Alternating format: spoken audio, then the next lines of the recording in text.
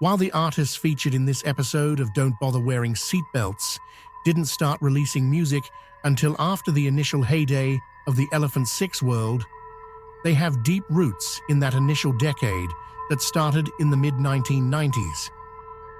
And it's important to note that several music labels continue to release music very much in the spirit of that first generation of artists. These include Orange Twin, Chunklet, Happy Happy Birthday to Me, PTK, that stands for People in a Position to Know, and even larger labels like Merge. Then there's Cloud Recordings, which is home to this episode's guests, Dreamboat. I think Dreamboat is a very special group that I think even if you're not into, say, the entire sort of Elephant Six catalog and vibe and whatever, it's like very easy because it is its own world in many ways in of itself, and it's a great escape. Both records are great escapes, I think. So. Oh man, that is a huge compliment. I can't tell you. That's just really nice to hear.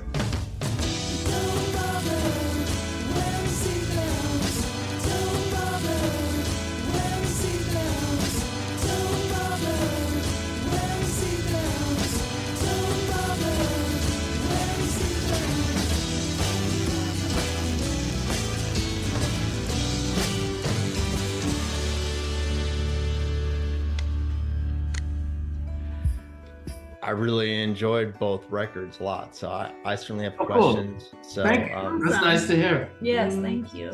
I actually have to add in too, I shared with my oldest daughter who's 10, about to be 11, the song Be Beautiful. I really want to thank you for creating that song because it created something nice and special between me and her. Like, because to me, it's like she's into the music she's in. She's just starting to get to the point where she's into sort of more adult music or more mature music or whatever, and getting more specific tastes. And she really connected with that song. And I think just coming from her father, it was a win for me. I try to like whatever she's into, but it was nice that she liked something that I shared and she felt a connection to. And I do too, just because the message of the song is very sort of, you are beautiful and you're going to be even more beautiful. It feels like that's the message anyway. So absolutely. That's a nice use for that song. It was interpretation.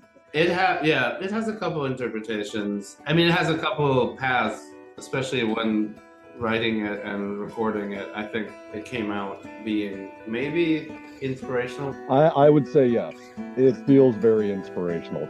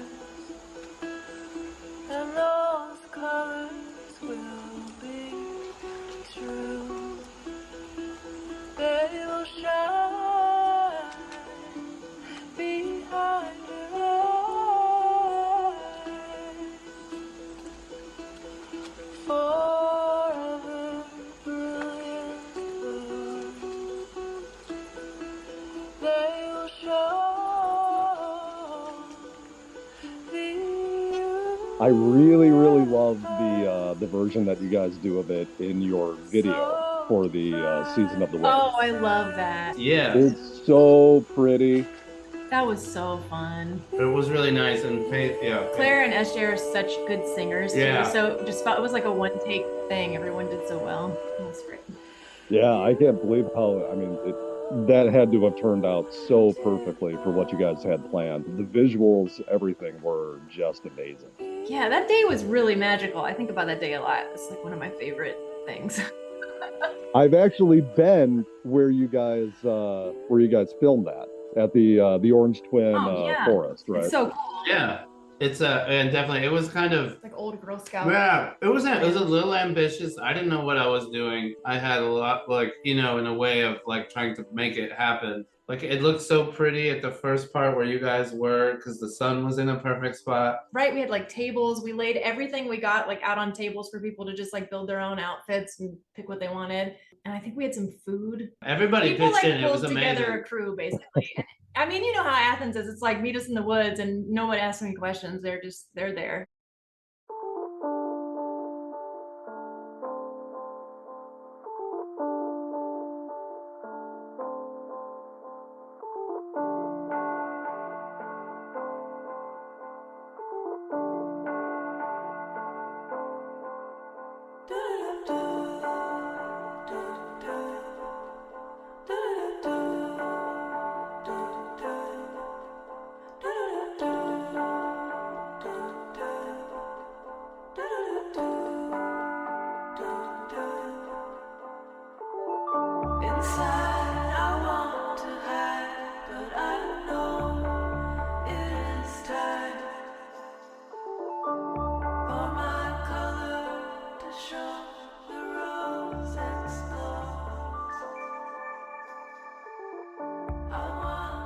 Yeah, I'm very much a behind the scenes person and always have been. Even as far as performing and playing instrument, all of it. I like to be Your silent partner. yeah, and I like to write. Like, I can't even perform. I like 3 minutes. That's a really long time to hold my attention and for me to know where I am in a song. Like, I did it. I played in Great Lakes and stuff. I just realized it's like this isn't my strong suit. It's not. Yeah, I remember when we first started making music, I would encourage, I was like, you can do it. Like, cause he'd be like, oh, I don't want to perform. And I thought he was being shy about it or like modest or something. I was like, no, you should do it. You should come on. I was like really encouraging. He's like, no, seriously, like I don't want to. Like, yeah, like I tried. And I couldn't relate to that because I love being on stage. I was like, what's the problem? I don't understand. I mean, a butterfly going by is going to take my attention and I'm going to turn around and be like, where are we? What did I miss? Did I miss a chord? I have limited abilities. Yeah.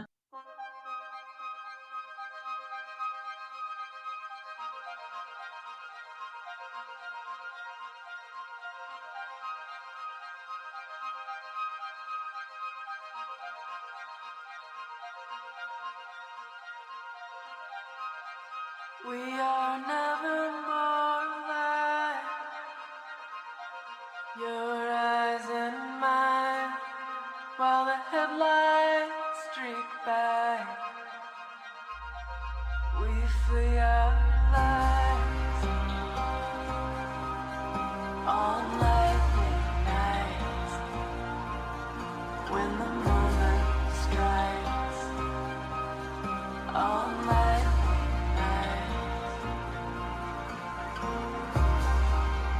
burn fast and bright. First a distant flash of light, then a crash fills the sky. In an instant the world is blind.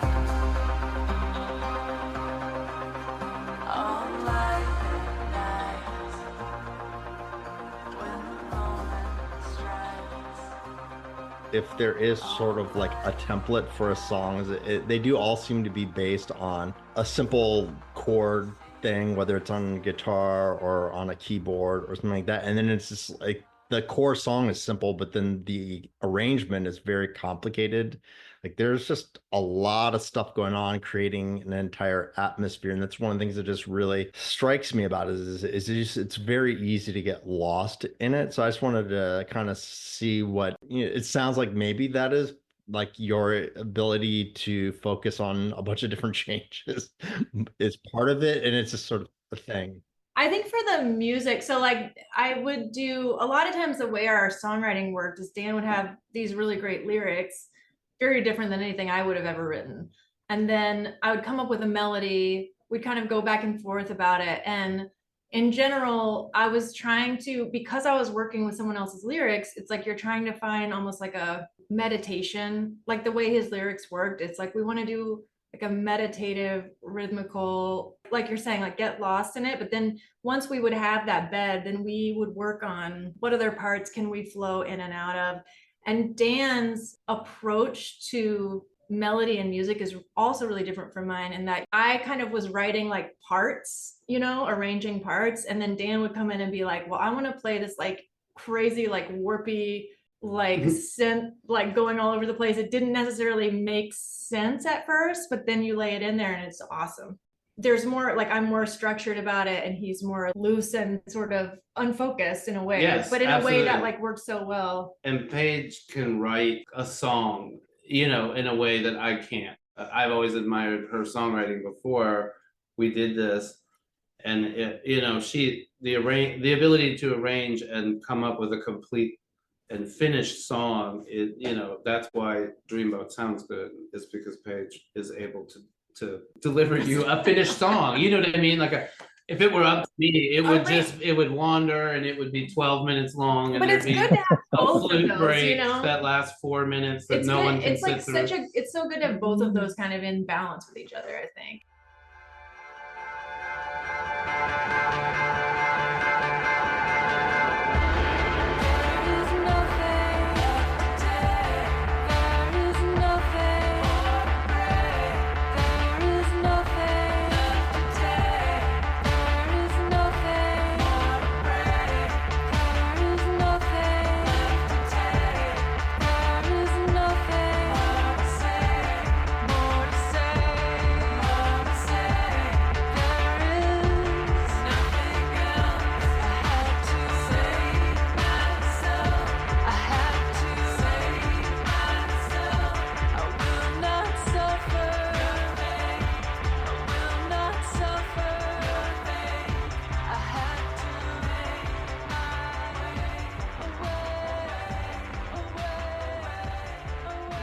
Your cloud recordings, your records came out like 10, 15 years after sort of the bulk of a lot of sort of Elephant Six stuff.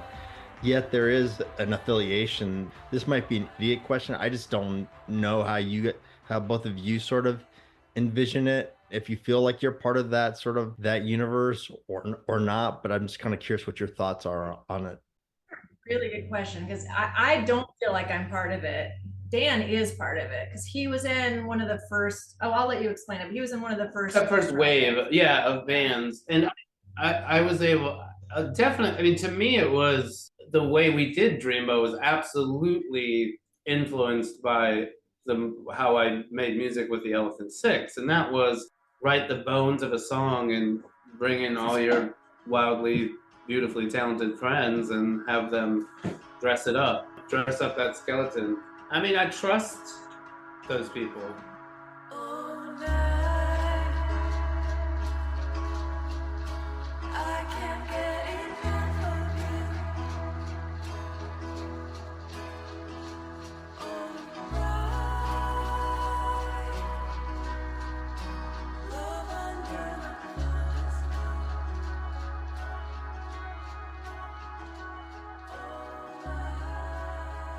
Earlier, you were just talking about sort of all the great musicians who are so talented and great. And one thing that does really strike me about your recordings is that there is a very wide variety of instrumentation going on over whatever sort of the core vibe of it is, whether it's an acoustic guitar or a synth or whatever. But Paige, I just got to say, your voice is fucking phenomenal. I mean, it's like, it's not like you don't blow like some sort of soul and R&B singer. You don't, but your voice is so strong. It has a character to itself, and it has a very sort of, not just meditative, but it is sort of alluring is not the right word, but it does draw you in. It's like you can't ignore your voice, I would say. So it definitely brings it all together. As I was saying before, just sort of, it does strike me that the music is like its own sort of world that you get lost in, like a meditation or something like that. But I do think that your voice is really perfect for bringing it all together, while also very much being its own thing. So I just wanted to say that it's Thank you. like, I really appreciate that. Oh there's yeah. several times listening to, I'm just like, damn, she can sing really well. So Thank you. Does it make you feel good, Paige, knowing that you've made grown men cry with your voice? Oh my God. That makes me feel crazy.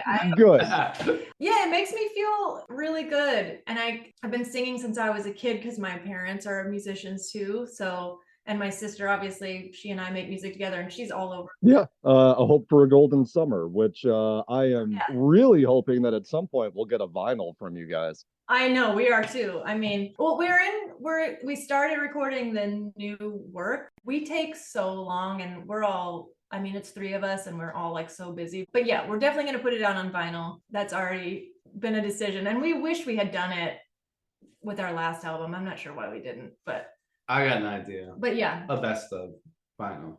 Yeah. Do it. With some hidden. Yeah, tracks. do it because there's so many good cuts on all the records that the fans would love it. Yeah, best of would be really fun. Do it. That'd You be guys have super so much fun. material. Well, we do have some. I don't know. Claire's songwriting is just like insane right now. Like her new stuff. Your voices together are so amazing. That blood harmony. Yes. My parents on the phone can't tell us apart, so if we do like a family call, they get really confused.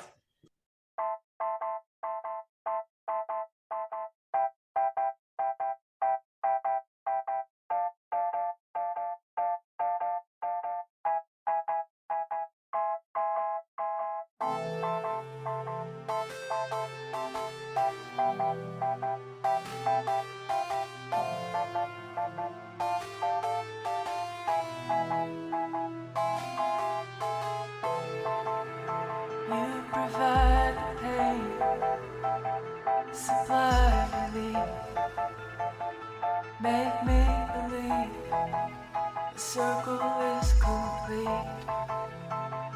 You give the gift of the thief.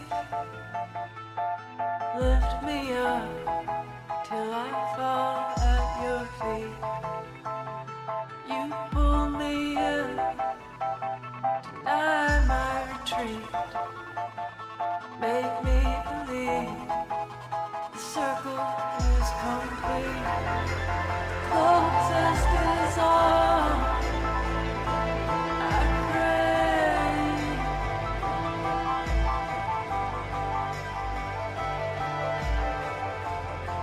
I'll wait for your call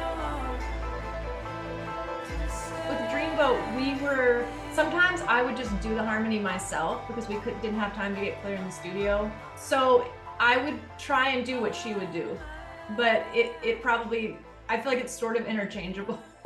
one of the things that stuck out to me, at least on Rose Explodes, it seems like there's a lot of voices singing at each other and with each other on some of the songs. I always just assumed it was you multi-tracking, but is it some of it you and Claire singing at each other? Yes, I definitely think some of it's me and Claire. Also, I don't know if you know SJ Ursary, but she sings on some of it too. Like her voice it has more of a bell tone. It sounds really different. Like Claire and I are more breathy. So SJ is a really good contrast. You can definitely tell when she's there because it cuts differently through. She's the third in the Wait. in the video Yes. that we discussed earlier. Yeah. Yeah, the video. That's SJ. So she's got a really like pitch perfect voice and it has such a different texture. So it's really, really nice. And I think a lot of it is me multi-tracking because with Rose Explodes, we were moving really quickly and we were just playing around a lot in the studio. We were just like playing, trying things out. We trashed so many versions of so many songs. we recorded way more than we put on the album. There's so like there was a lot. It's really yeah. a playful album. What you're telling me is that there's a lot of additional Dreamboat songs that we have not heard. Oh, we could send you a library and have at. I mean, we want to plan, put it out. But, there's another. There was So a much. companion album to The Rose Explodes. There is not. It actually has like 5 favorite songs on it. We'll just put out more. There's enough material for I think three good records. Are you serious? Yeah. Oh yeah. Sorry. We've There's been a sitting on remix some album that is like insane. It's just a 50-minute track. It's so good. And it doesn't sound like anything that we did.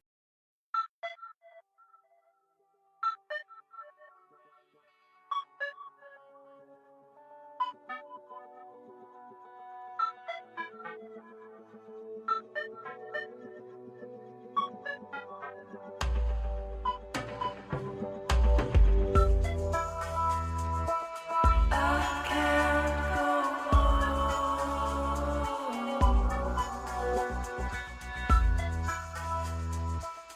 I can't go on.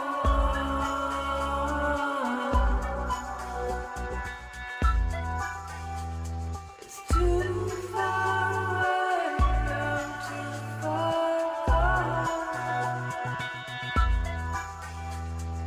Here is where I stay, it's where I belong. I've lost my way.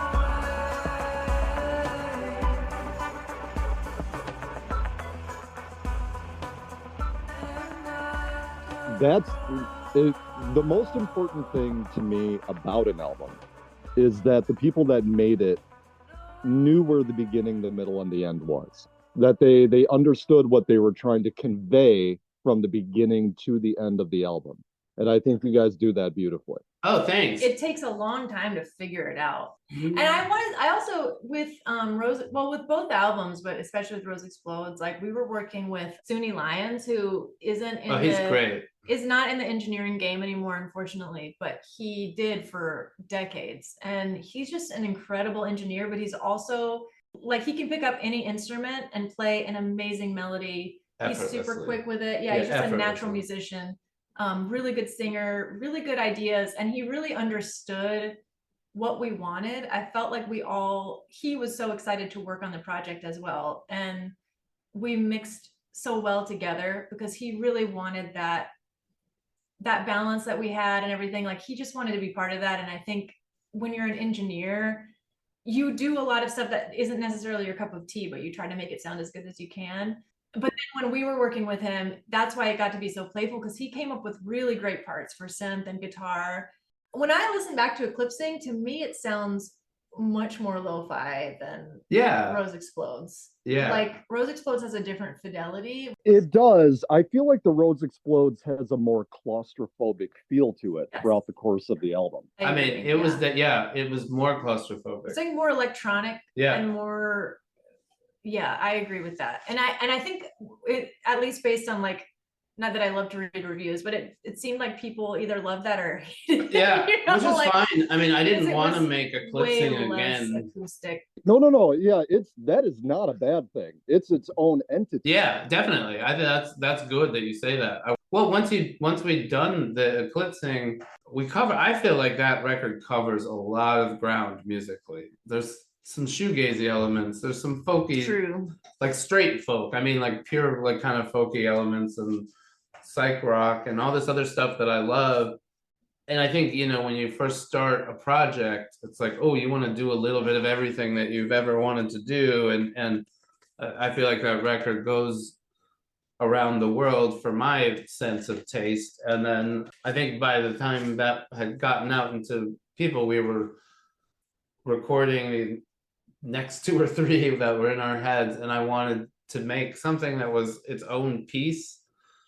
It's like, this is like you said, it's claustrophobic in the way that it does sound maybe like it was made in space or something, like in its own little hyperbolic chamber. It's like a hyperpod, which it was made.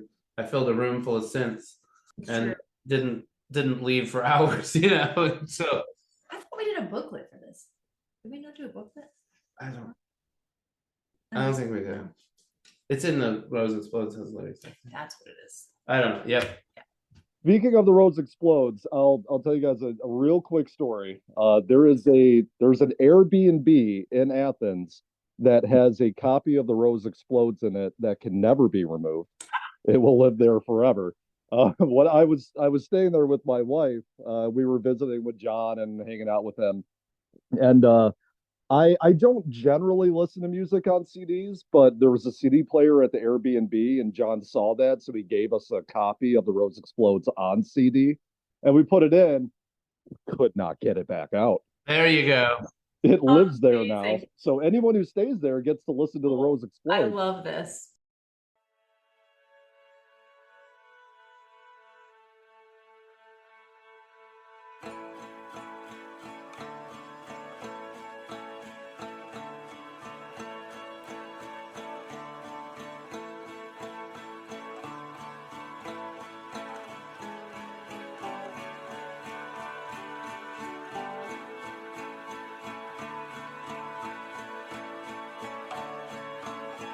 You make me want to live forever.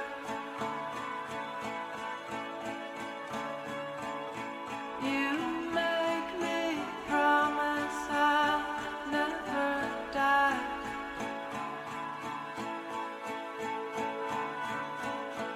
You make me want to live forever.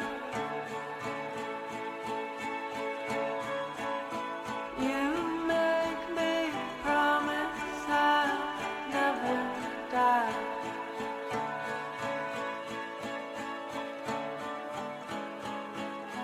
This is why, this is why, this is why, this is why I stay alive.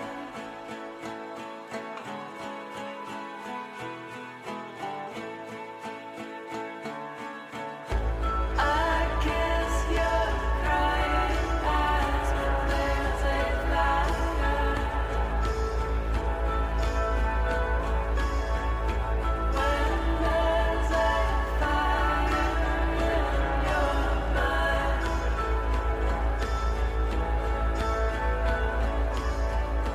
When the last light leaves the sky.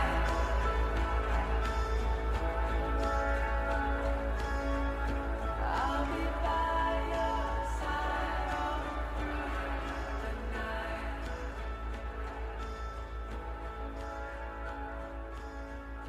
I know that there's a genre called dreamcore. No pun intended. I'm sure that wasn't a thought, but Right.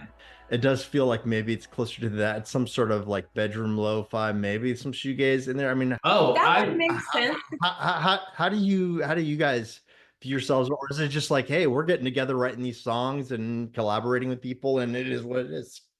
I think that's what it is. I think also like that first album is more, I think when I think of eclipsing, and I again like could be getting this wrong, but I feel like with eclipsing, it was way more heavy into me like writing a lot of the parts and music and melodies and stuff. And I don't really like drums. Like I like drums. I shouldn't say that. I really love drums, but I never like, I have a really hard time thinking of them in composition. So I just sort of avoid it a lot. Like if it's not really simple, it's just not like, that's just not my forte. So I think and then as we started playing more and writing more, and you got way more involved in the music side of it, and then we started getting more synthesizers, more beats, more thoughts of like percussion and movement and all of that stuff. And I learned a lot doing Rose Explodes, like in terms of like where drums fit in and how to use them and all that, which was great for me. But yeah, I think with Eclipsing, it really does have that bedroom vibe because we were writing everything like literally in a bedroom. Like we went to a cabin, we wrote a bunch of stuff like Totally. and we had like a guitar and a piano and that's it, you know, for a long time. so we were sort of, I almost feel like we were like dipping our toe into composition with the first one, and then by the second one we were like, let's do everything we can, you know, like Yeah, I saw My Bloody Valentine open up for Dinosaur Jr. in like 1991. I was So cool. definitely completely immersed. I saw Lush back in the day. I was a shoegaze fan. So much so, I don't. My Bloody Valentine. I've seen so many. Like afterwards, I saw the reunion. You know, I obsess like everyone else does about those records because they were such a sonically new way of like, oh yeah, we're gonna drown out our own music. Okay, that's punk. You know, Yes. I do. You know, I was like, I loved it. Was subversive and beautiful and appealed to so much in me. You know, music like that sort of, I don't know. It is rebellious, and I loved it. Louder, harder, faster, whatever. Like My Bloody Valentine ruined my ears forever. But I love them. And you can't do anything other than thank them because it was a gift. Yeah, right. And so I mean, yeah, but it was an influence on. Definitely. It'll always be under the cover influence. It's not like we tried to make a shoegaze record, but the idea of layers and waves of sound and riding that beautiful sonic bed of stuff. I mean, again, that's also Elephant Six vibes, you know, of being at a show where there's going to be some dissonance for 2 minutes and then it's going to erupt into super pop melody. Yeah. And those things happen within seconds of each other, but they belong right next to each other. And I learned that from those dudes, you know. Sure. I've always been of the opinion that Elephant Six is at its core a punk movement. Absolutely. I agree. Trying to do it without the labels, trying to do it in your bedroom, trying to do it with your friends, trying to do it in a van, clanking pool balls together for, you know, to make percussion. Like, you know, It's true, yeah. Making art for the sake of art. you're definitely dealing with people who do not want to do it how they're told. Yeah. They want to do it how they want to do it, and they're going to do it, and they're going to take the amount of time they want to take, and they're not going to conform themselves to a specific type of release, you know. And it changed my life. That attitude, that ethos, all of that education. And Paige, you may not think that you're part of Elephant Six, but I think you are enough for the both of us. Oh yeah, I think she doesn't consider Dark Meat was the natural continuation of Elephant Six. So I don't think. I mean, I would say yeah. I always would say yes. I mean, you know, I just watched the Elephant Six doc, and you know, you can see there's Dark Meat, and you know, there's videos of Al Power, and there's like, oh, there's all the Dark Meat, and all this. Like, you know, I mean, it's like it wasn't. It was just it was a timing thing. It was after a couple of the big bands had broken up, or you know, gone into seclusion, or whatever had happened. So, I think if a couple of those bands were still in existence, you would probably feel more a part of it because just chronologically they would have been aligned better. But otherwise, it's still the same ethos, and I maybe. Dark Meat? Well, I don't know. I mean, I think some members was shared. We'll give it that. There were some shared members. Right. And I think the stage performances were like, that's what we were going for. And it was although I wouldn't say Dark Meat was like a collective. It felt more like a cult or a clique or something, you know? It didn't feel as open.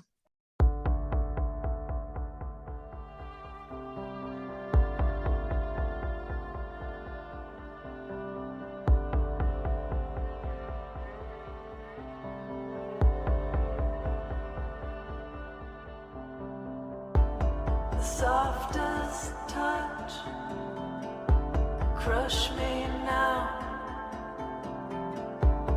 I still need you all around. The softest touch, take me down. The softest touch. Too much now.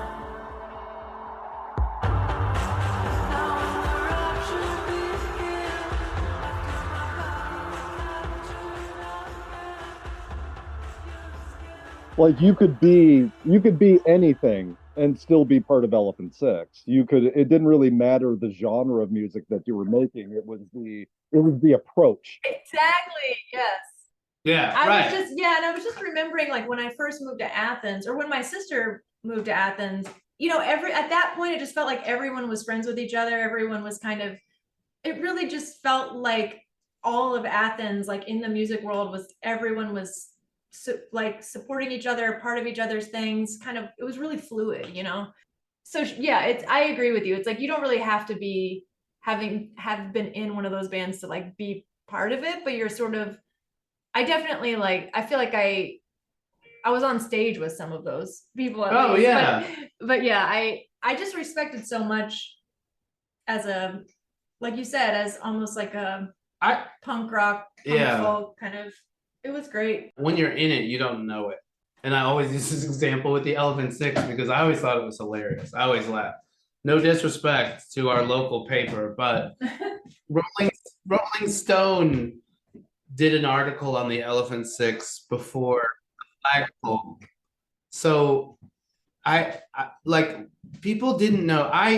And I'm not calling out my friends either, but I had to, like, the great members of the Great Lakes, I would say Jamie and Ben, I had to play them the records. Like, I brought them to my house and said, you need to listen to this. And I played them. I'd just gone to the Olivia Tremor Control record release party. And they were like, what is this stuff? And like, you know, I played them Neutral Milk's first record. And they were like, what is this? And I was like, these are our neighbors. You know, like, it was like, people in town didn't know it was happening for so long. It was almost like it was over by the time people had like fully embraced it or understood it.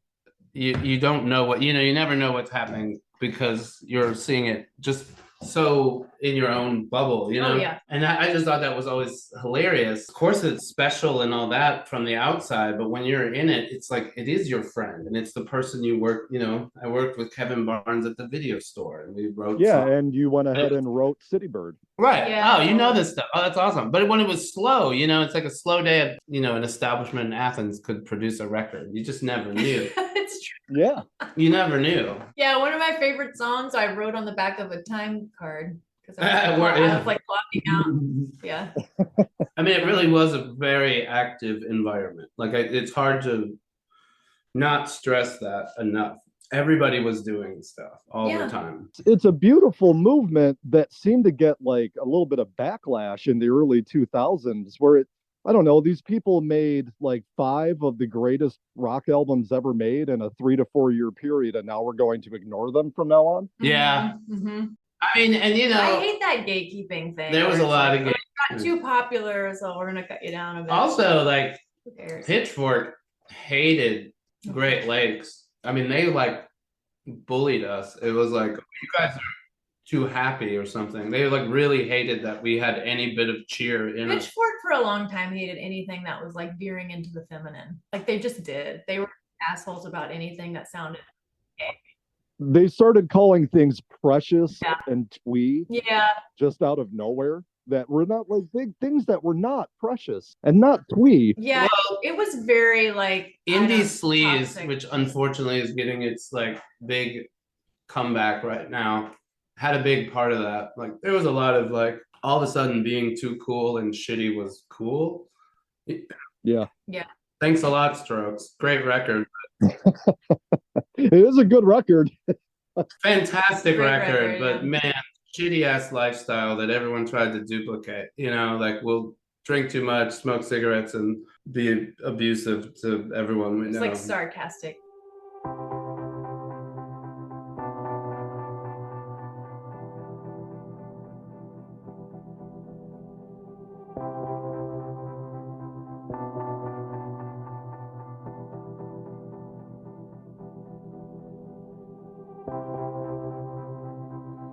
If I give in, stillness will listen, listen, listen. It will mirror all I hear, crystal clear. Infinity before me, without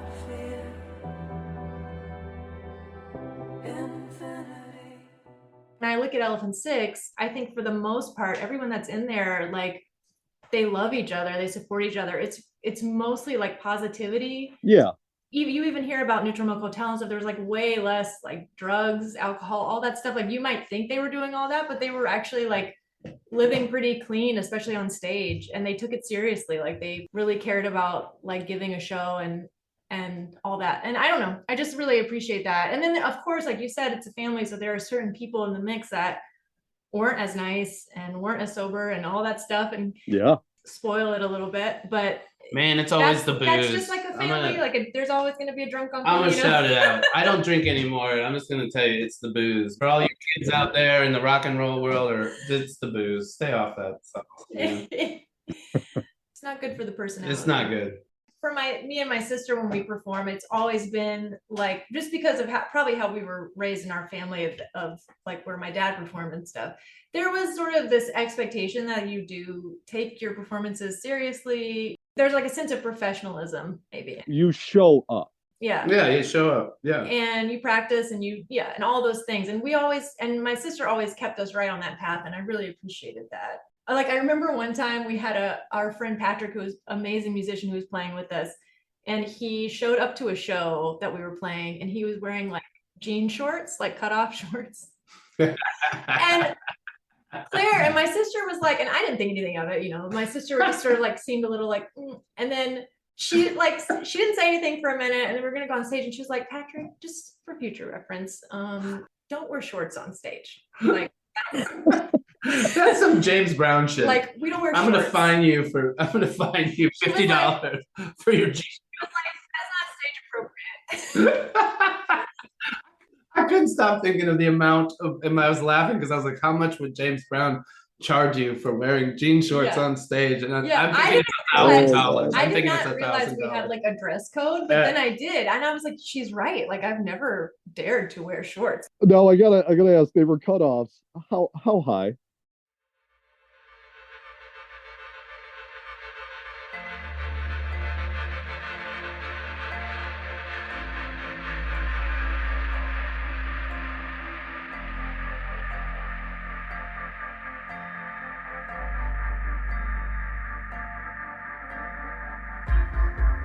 If you go on your own, you will follow the smoke into its glow, even though you know where it goes.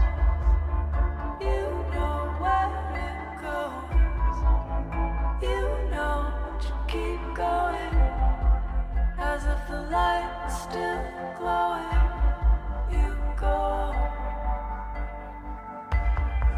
So I ask, what do you undo to screw? Free the latch to have me back. Could you to make it last? At least till we collapse. We have this chance. We have this chance.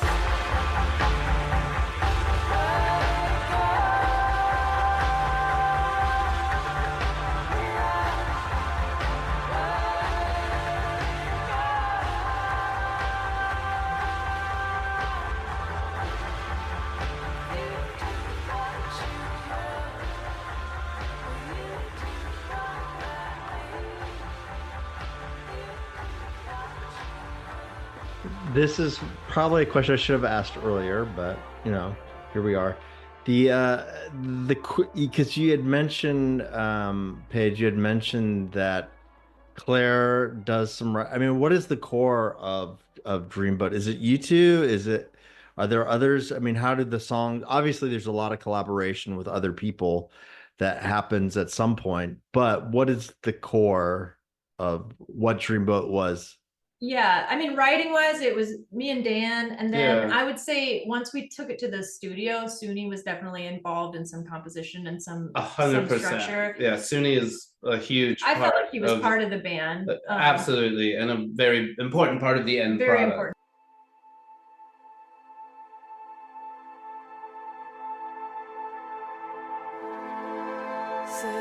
goodbye when you die. Don't leave us all behind without even a way to ride home all alone, all alone.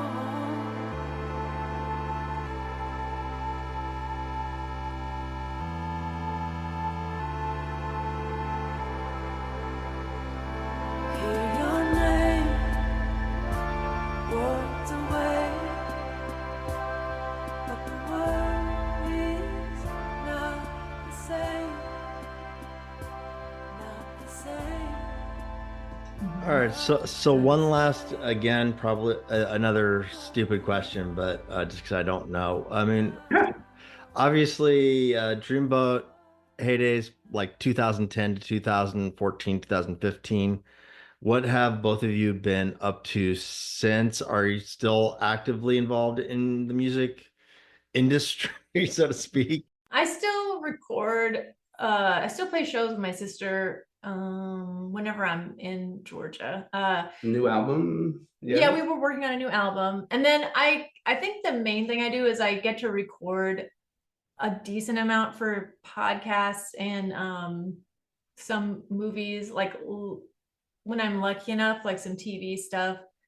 Some of it doesn't go anywhere and some of it does. And like Claire and I got to record this song for like the last Halloween movie. It was like a song that was going to come up at the end credits, and I was so excited. And then literally like the night before it, like they put it out in theaters. They cut Yeah, it. they cut it. Yeah. Oh, Yeah, I know. my God. I was like, oh, Because I haven't seen the new Halloween movie, but man, I would have run out immediately and watched it. no. I was like, oh, I really hope this happens.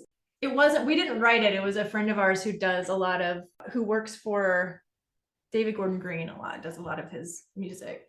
We used to play with him in North Carolina. So he had asked us to be involved. It was so cool. And things like that come up every now and then. And I'm like, I just feel super lucky because we did work so hard for so long that people still think of us and like ask us to do things.